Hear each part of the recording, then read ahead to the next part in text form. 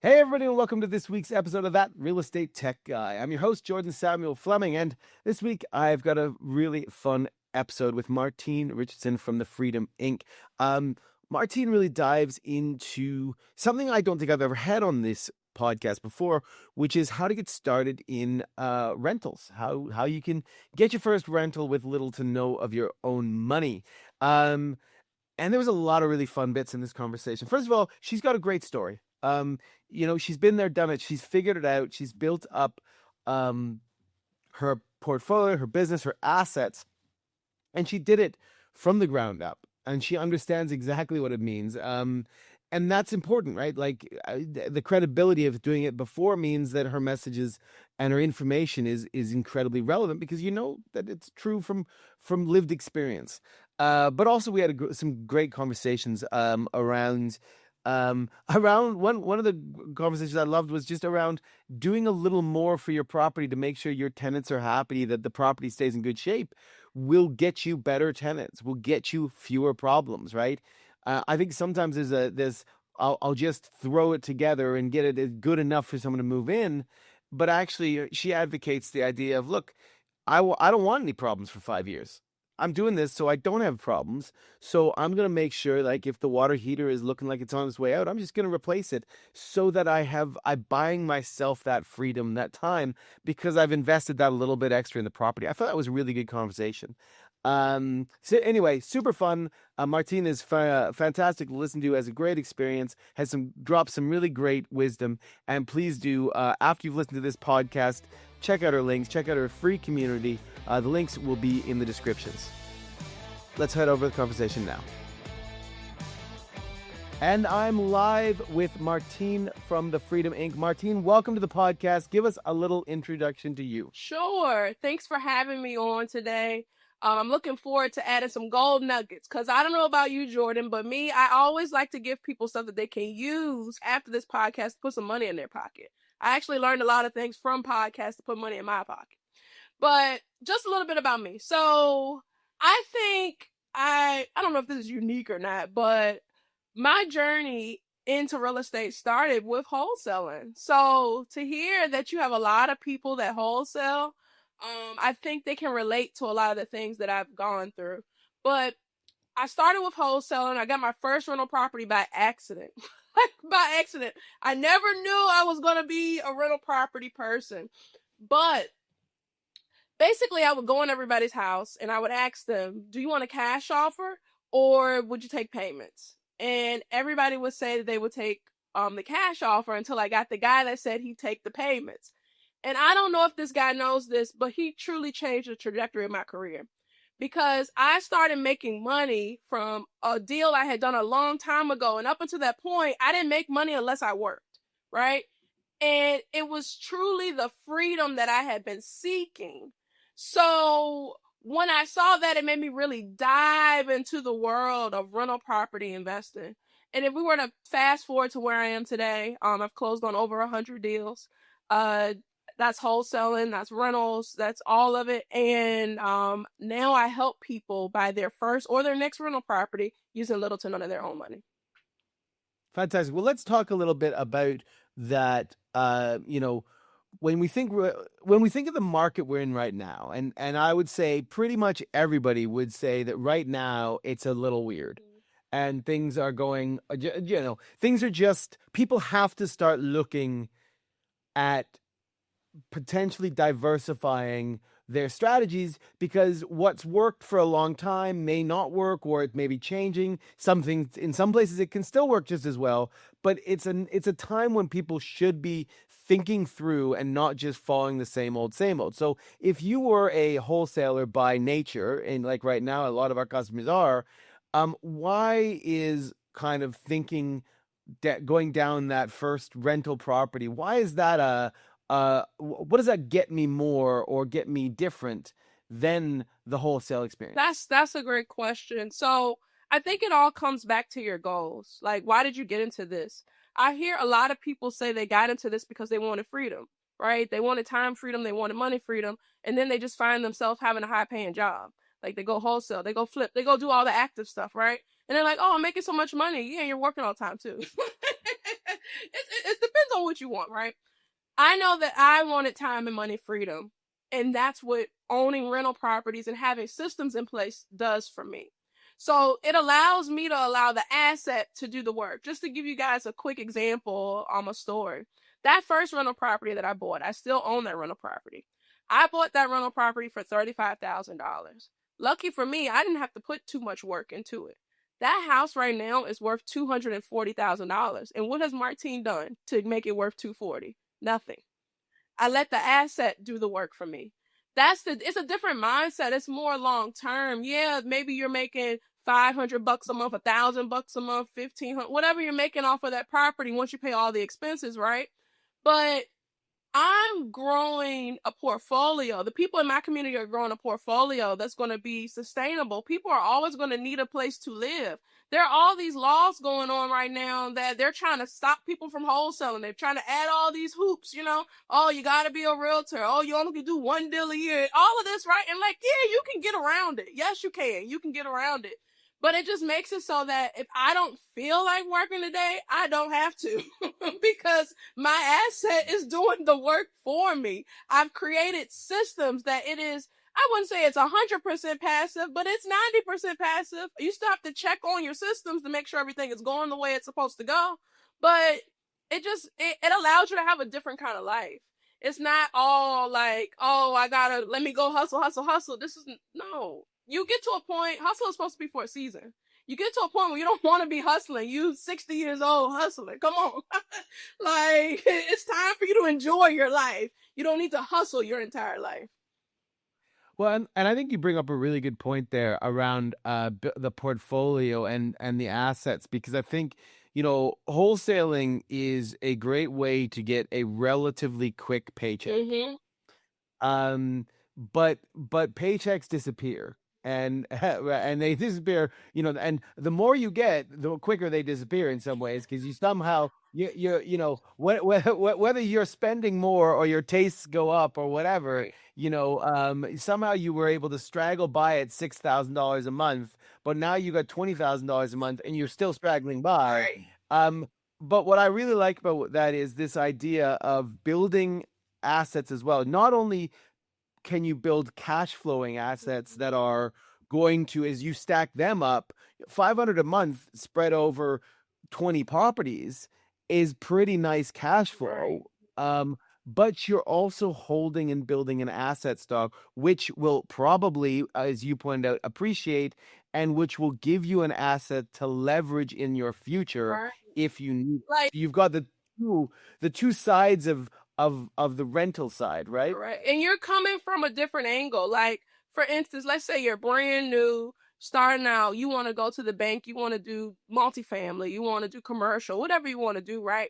You don't look the same to the bank as you would if you had some assets.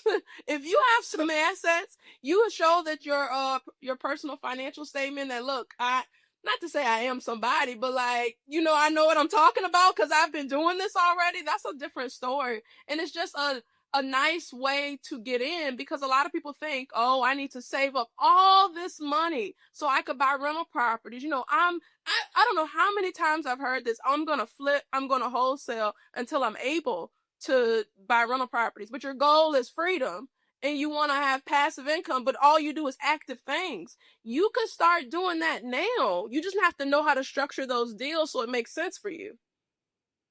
So let's talk about that. So I would say I think you hit it exactly on the head. Most people, in my experience, will look at the kind of holding position and think, oh, when I can, right? Like first I got to build up, I got to do this, and the problem with that logic is, as we just talked, the more you do and the more may say you go from doing one wholesale deal a month to two, well, chances are you're still going to be waiting because you're like, now I've got a better car, or now I got a better whatever. And so tell me a little bit, if someone is in that mindset, how easy is it to switch into a separate side of it, which is actually you can get started on a cash flowing rental kind of method pretty easily. Like, what does it mean to do that, to get started? So I'm gonna put the personal expense stuff to the side for now, right? Because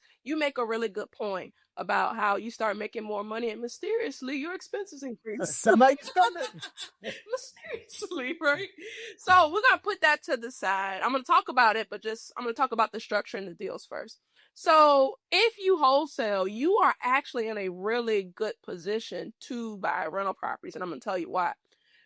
The reason you're in a good position because you already know how to spot a good deal. Anything in real estate investing starts with a good deal. The only things that you're missing is you don't know how to maybe raise the capital so that you could put the money onto the deal. You don't know how to structure the deal so somebody's capital is safe.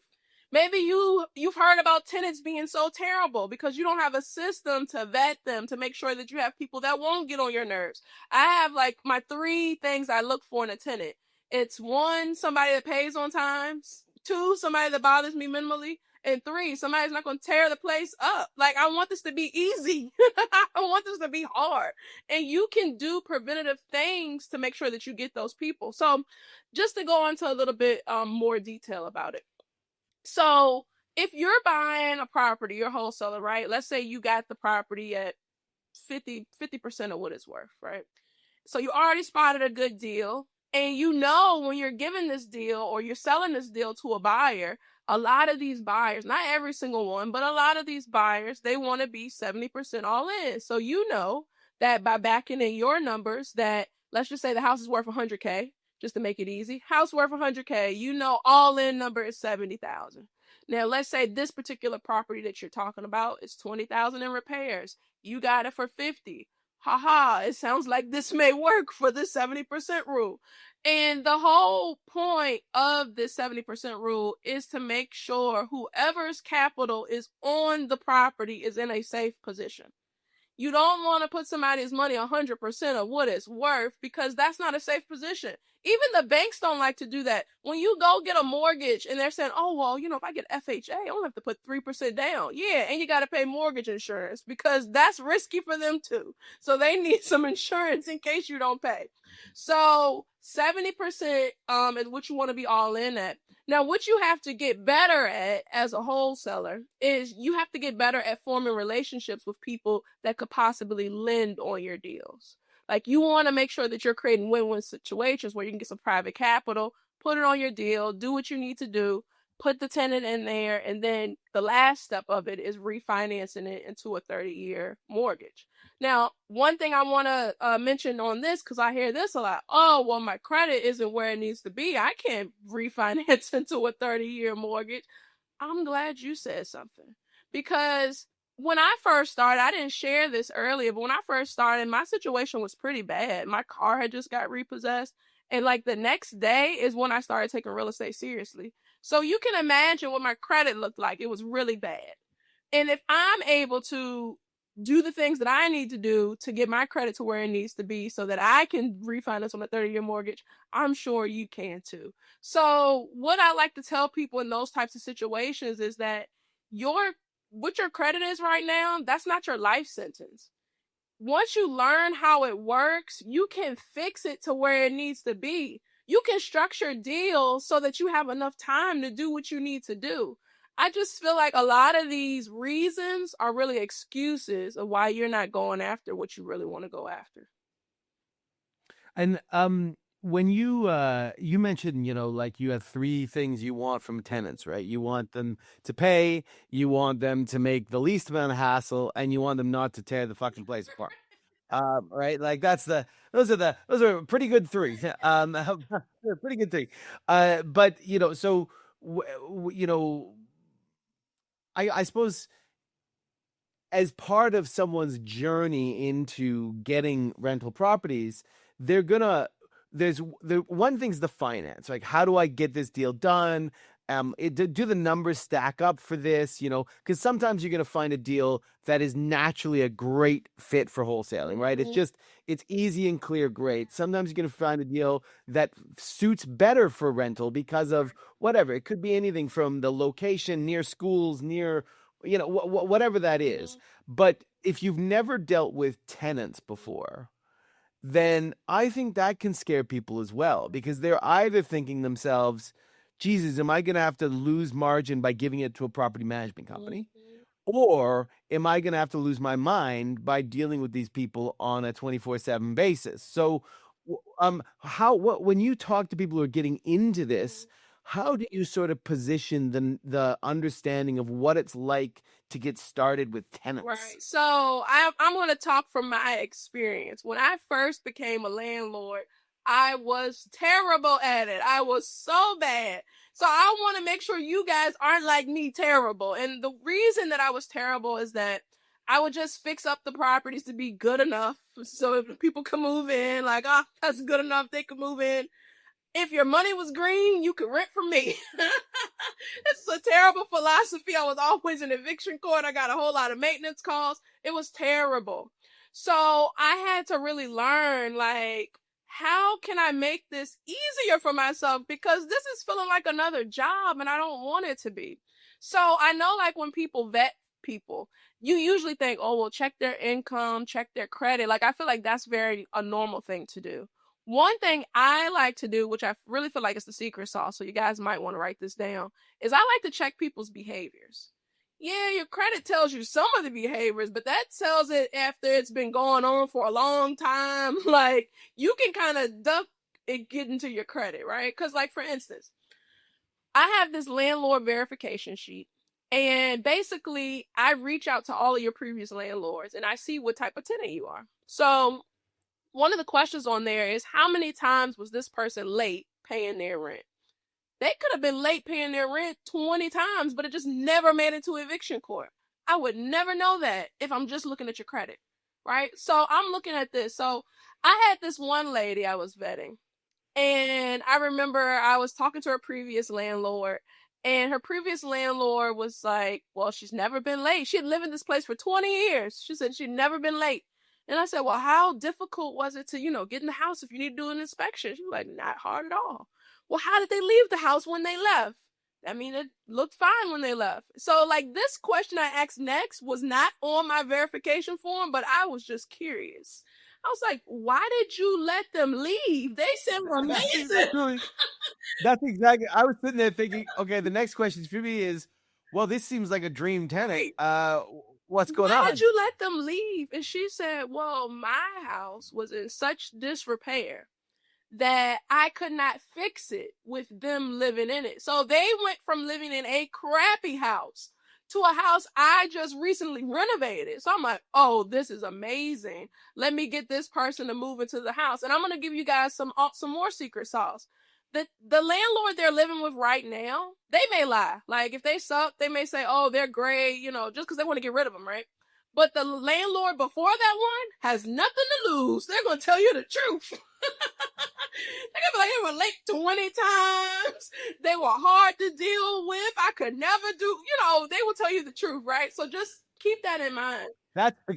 I love that, by the way. That is so. It's like sort of like doing job recommendations for people, right? It's like, the person that's just doing it and they're shit. You're like, no, I don't mind. Take this person away from me. But the person that's already, you're out of my life. I'm likely to be a lot more honest. Right. And so, like, that made me trust her even more, because I was like, they don't even live here anymore. This is amazing. So they ended up moving into this house that I had just recently renovated. I'm like, wow, like, this is going to be great. That I'm not going to have to worry about doing all of these big maintenance concerns because I just renovated everything. And by vetting this person and really knowing, like, you check income and stuff too, of course, but they always pay on time. They pay early. And it's because I check their behaviors. And if I see a behavior that I don't necessarily like, I'm renting to someone else. I don't want a headache. I want somebody that's going to be easy. I want somebody that's going to treat this place like they are their own. So that's one part of the equation. The second part of the equation is, what's the quality of the product you're giving people? Are you just making it good enough? Because that's what I used to do. I used to make it good enough, and then I would get it be 20 degrees outside, and everybody's HVAC went out. The hot water's gone, the pipes bust, like, everything would happen at the same time because I wasn't giving a good enough product. So now when I'm renovating a property, My goal is for it to be maintenance free for the first 5 years. So if I see in a property that water heater, it works, but it looks old, like it might go next year, the year after, I'm just gonna change it right now because I don't want to have any headaches, and just being proactive about it, having yearly inspections, making sure that you're proactive about maintenance so you're not getting calls at weird hours of the night about, oh, this broke, that broke. Like, and it's it's an emergency to the person that's living there. Now, it might not be an emergency to you, but it's an emergency to them. So just trying to be more proactive so you have less headaches. Is this 100% foolproof? No, but it does make your life a lot easier. Well, I love what I really find what I like about that is it made me think about, when you buy a used car from a good dealership and you get the warranty, right? Like I lease my car from Toyota right now, my truck from Toyota. But if you want to buy a pre-owned car from Toyota, they're gonna give you the 3-year warranty because they've taken the car back in, they've done everything because they're doing that because they don't want more hassle from you. They're like, I'm gonna make sure this thing's good because I want to make the most amount of money from you and I want to spend the least amount of time with you. And I think I love that way that you put it because so many times I see two types of people when they refurb houses for rentals. I've got the very small amount of people who are like weirdly obsessed with putting all sorts of high end stuff in there, and you're just they're potentially doing it super quirky, which people don't like, and it's like they may good be for you, but someone else has got to live there. But the other type I see the most often are those just good enough people, and not good enough for that 5-year element, but just like it's good enough to move in. Right. And what you're saying to me is when you do just enough, you're possibly, not necessarily, but possibly buying yourself trouble. Yes. Whereas if you do that Toyota 3-year warranty approach, then you're buying yourself probably 5 years of peace, and you're also buying yourself credibility because the best tenants are the ones who stay the longest because it's a mutually beneficial virtuous cycle, as opposed to I hate my landlord because my place is falling apart. They never fix anything. Right. I don't care about my property. I don't care about my situation here. I'm looking to move on. I'm not looking after your place very well, all because you couldn't care enough to get the baseline good. Right. And then, so one thing I like to do, because I want people to feel like they own this home. Like, this is your home. I want you to be proud of this home. Right. So I want you to take care of this home. So, like, a lot of the times I'll be in a neighborhood that doesn't necessarily need like granite countertops and stuff like that. It doesn't need an open floor plan, but I'll do it because it'll make them feel like they're buying a house. They're like, oh my God, like this is for rent. This is such a nice house. Like, I try to make it so that they'll want to stay a long time. I have tenants all the time. I mean, recently someone just talked to me. They're like, you're like such a great landlord. I really love the house. I really just need something bigger. Do you have another house I can move to? And if you are a great tenant, I love to hear that, because it's like, yes, I already know you're good. You've already proven yourself. Let me just find another place that you could be happy with, because I'm helping their life, but they're also helping my life. They're helping my life be passive. They're helping me become more wealthy because my net worth is growing every single month when they pay the mortgage for me, as the asset is appreciating. So why wouldn't I want to give people a really good quality product? Why wouldn't I want my tenants to be happy? I want you to stay here forever. I want the only reason that you move is because you're about to buy a house. And I might try to find one for you to buy. Well, I think that's a really, I think that's an unappreciated element of this. Because I think, now I'm not saying that everybody's like that, but I think it's an underappreciated how a little bit of effort goes a long way to making if a little bit of effort to the property, to the tenant relationship, goes a long way to turning that into a cash flowing, easy kind of model versus no effort, which goes a long way into turning it into a pain in the ass, Right. suck up your time, and possibly have to deal with them having not looked after the place, which is just going to cause you more money. Right. Exactly. Exactly. More money, more stress. It a lot of people, especially the people out here that like, oh my God, I hate rentals.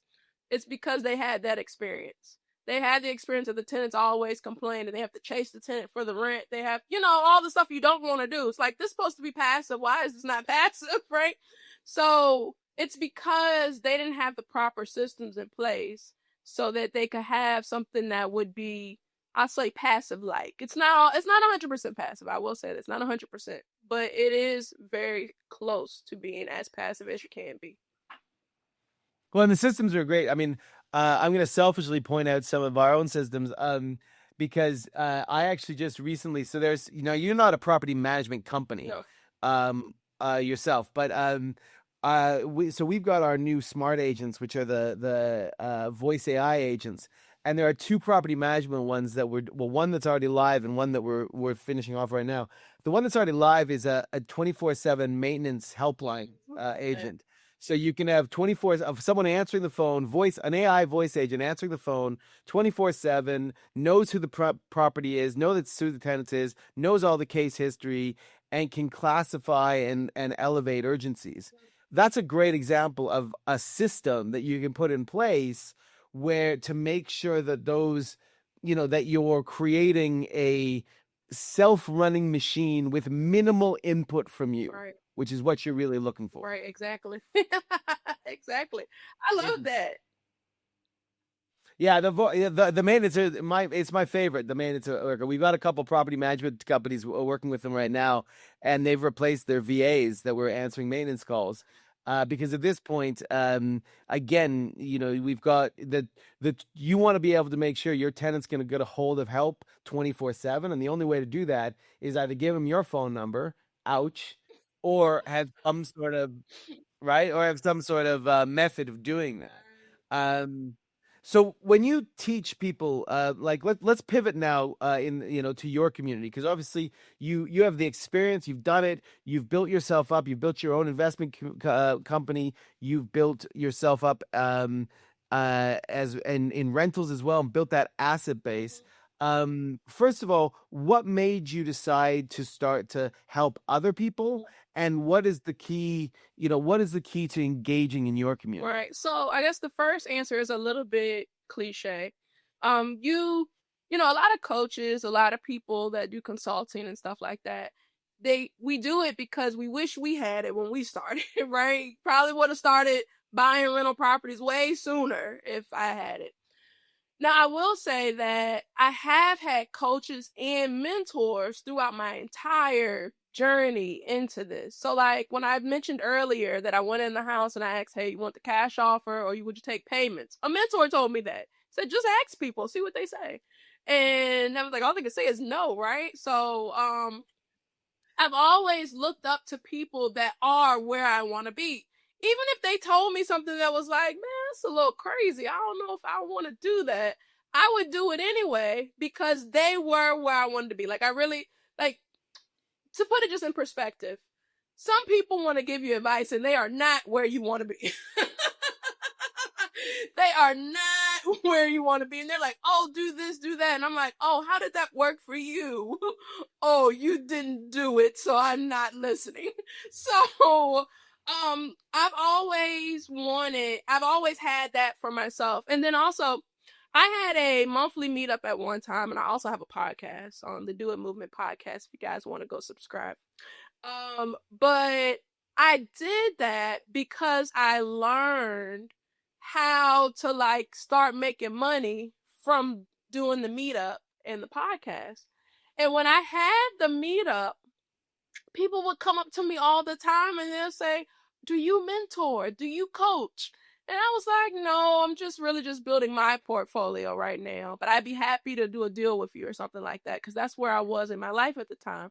And then my first coach that I actually started making money by listening to him and doing what he said, and he was happy because I guess nobody listens to him, but I did, and it worked. And he was like, "You should be a coach." And he told me this, so I didn't mention this on the podcast, but I have a 3-year-old daughter, and he told me this maybe 4 years ago. And he didn't know this at the time, and I was like, "Oh, it's not really a good time. Like, I'm pregnant, we're moving. Like, I didn't tell people this yet, but yeah, I'm gonna give you some little information." He was like, "Okay, cool." So then once I learned how to settle down and get back to my routine, because it was a little bit difficult for me because I had been doing this, I mean, by myself and then my husband, but I mean, we're grown. He's not dependent on me, you know? So once I was able to get back in a good routine, I was like, I think I ought to get back into the coaching. Like I ought to start doing that now. I'm in a place where we're financially free. Our passive income is covering all our expenses. I think this would now be a good time for me to try to help other people. So I went and I got a coach first because I didn't know how. I knew how to do it, but I didn't know how to coach, so it could be worth it for me. I didn't want to have like a lot of people wasting my time. That was like something that was really big for me.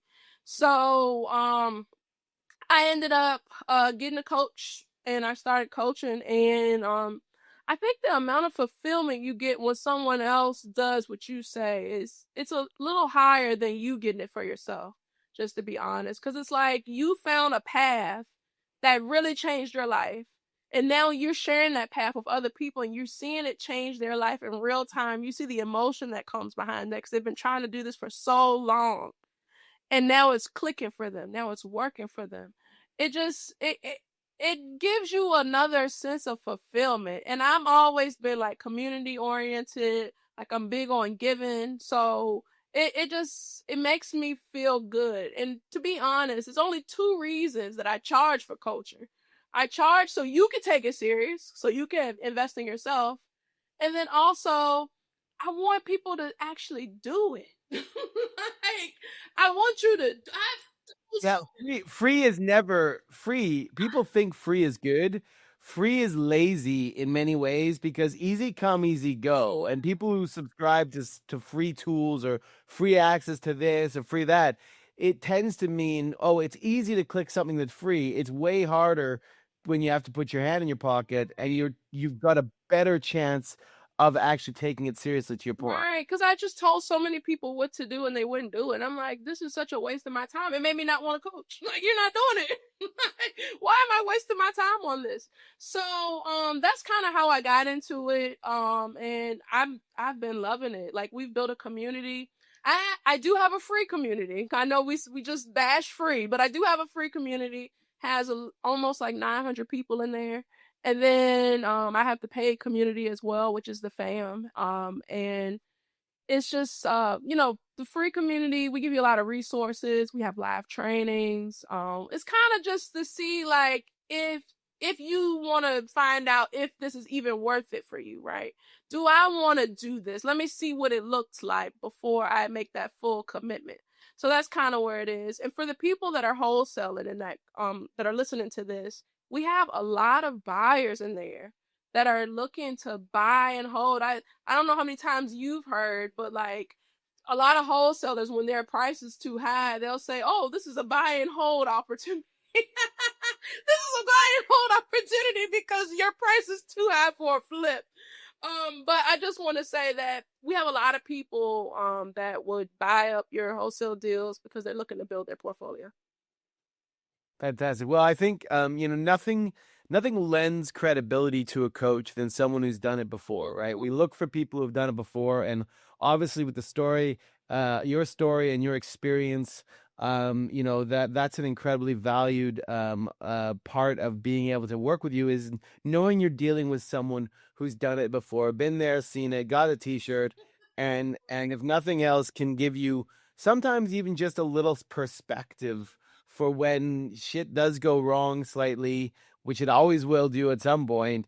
Having a coach that can give you perspective is probably even worth a greater amount than anything else. So I appreciate that. Well, listen, as we close this out, how can people get in touch with you? How can they get get be able to interact with you, see your program, etc. I'll put the links in the show, but tell everybody how they can get in touch with you. So the absolute best way is to join the free community. It's called The Freedom Inc. If you're looking at this on video, I have the shirt on, The Freedom Inc. It's on Facebook. So go to Facebook, type in The Freedom Inc. I can send you a link that'll go directly to the group. We have a couple of questions. We ask you 4 questions, but as long as you answer them, we'll let you in. And then for the people that are serious about buying your first or your next rental property this year, you want to learn about how to do it with little to none of your own money. You can apply for a strategy session. And in these strategy sessions, we map out what that looks like for your personal circumstances of how you can make that happen this year. So to do a strategy session, you go to strategy.thefreedominc.com and fill out that app, and we'll be in contact with you. Fantastic. Well, Martine, it was an absolute pleasure to meet with you today. It's our first time chatting, and I really enjoyed it. I'm looking forward to, I know we're going to see each other in person relatively soon. So thank you so much for coming on to the podcast today. Yeah, no problem. I really enjoyed this. If anybody wants to stay in touch, just be sure to join the free group. I'm in there a lot. So it is me. It's not a bot. It's not an AI agent. It is me. So you can interact with me a lot. Fantastic. Well, thanks everybody for watching, and have a great week. Thanks for listening to another amazing episode of That Real Estate Tech Guy. Head over to thatrealestatetechguy.com to check out all episodes and get special discounts on tons of awesome real estate technology platforms.